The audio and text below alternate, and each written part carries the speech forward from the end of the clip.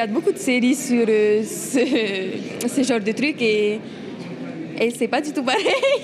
Un succès inattendu. Ils étaient sans doute plus de 400 hier soir à se presser au palais de justice. Avec une reconstitution en 3 temps, un accident de la route ayant causé la mort d'un conducteur de scooter. Le chauffeur en état d'ivresse s'enfuit. Première séquence, la brigade d'investigation cherche des indices.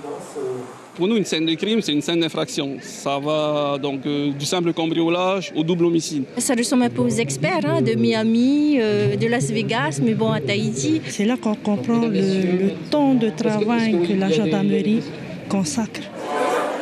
Bousculade à l'entrée des salles d'audience. Pour le deuxième temps, la garde à vue du fuyard, avec de vrais policiers dans leur propre rôle.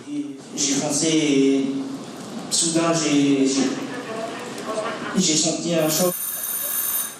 Troisième temps, des étudiants en droit interprètent, parfois de manière très convaincante, tous les personnages d'un procès. Juges, avocats, procureurs, famille de la victime. Il n'avait pas beaucoup d'argent, donc il ne pouvait pas passer le permis de conduire. Alors il avait acheté un petit scooter. Et il faisait carrément attention à lui. On dirait que c'était sa fin. Jusqu'au bout, les 2 salles du tribunal resteront pleines à craquer et les écrans de la salle des pas perdus permettent au reste du public de suivre le procès.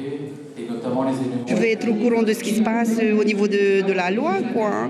Et à quoi m'attendre, si toutefois il m'arrive un accident.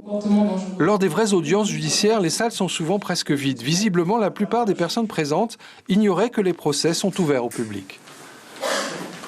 On ne sait pas aussi c'est quand qu'il y a des audiences, sauf quand ça passe à la télé. J'encourage aux gens de venir assister aux audiences parce que je pense que c'est très utile sur la compréhension du système. Puisque, comme je le dis régulièrement, la justice est rendue au nom du peuple. Donc les gens, les citoyens doivent être intéressés par ça.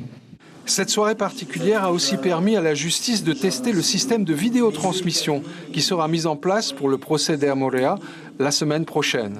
Mais cette fois, hélas, il ne s'agira pas d'une fiction.